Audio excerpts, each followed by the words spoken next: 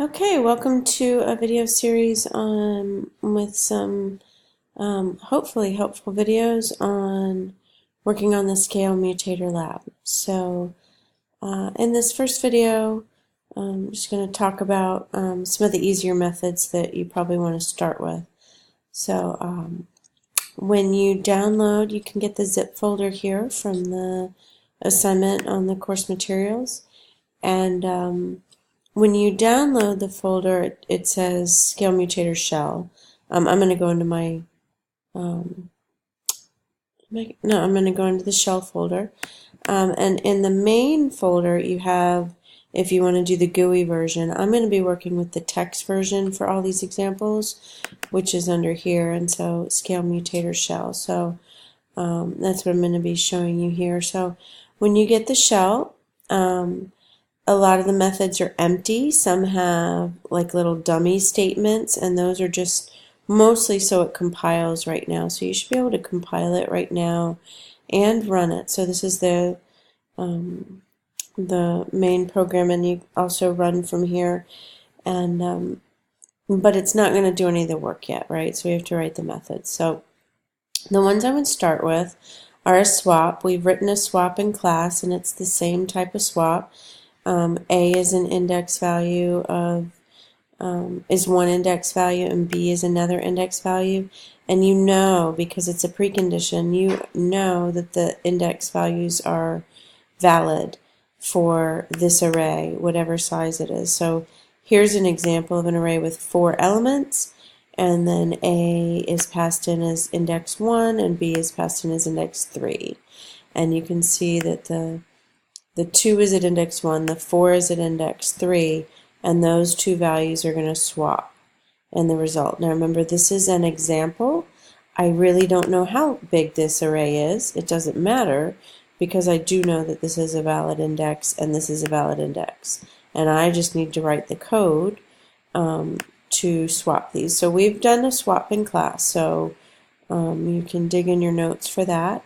We've also talked about the selection sorting class, and so you are able for this to go to, if you go to the website and go to the sort, the sorting slides that we went through. You also have this on paper, but here is the primitive selection sort, and you want to make sure you get the selection sort.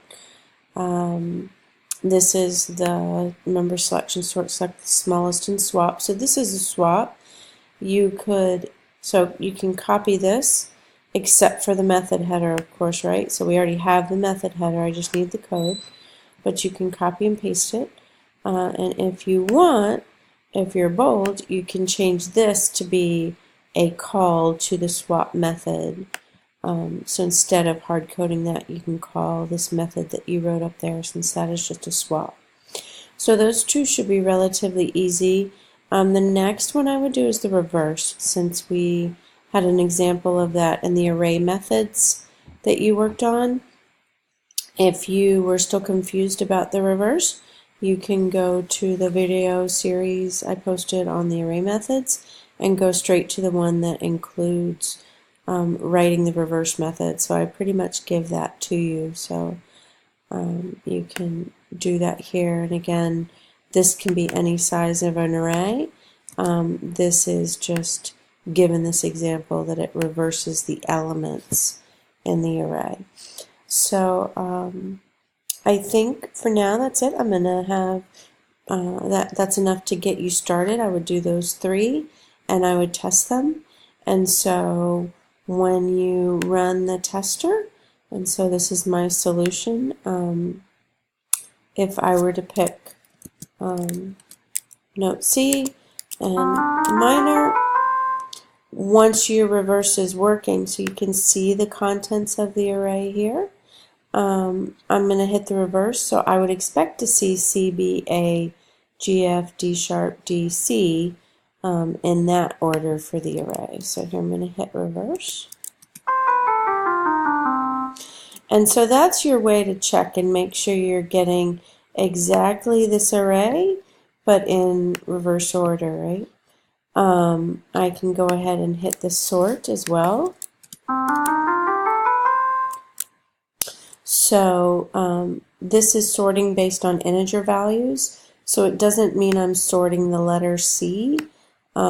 These are integer values that correspond to notes. So you don't see the integer values here, but you can hear that it sounds sorted. So that's the sort and the reverse. And once you write those two methods, those are the two tests you can run to make sure you're getting what you expect.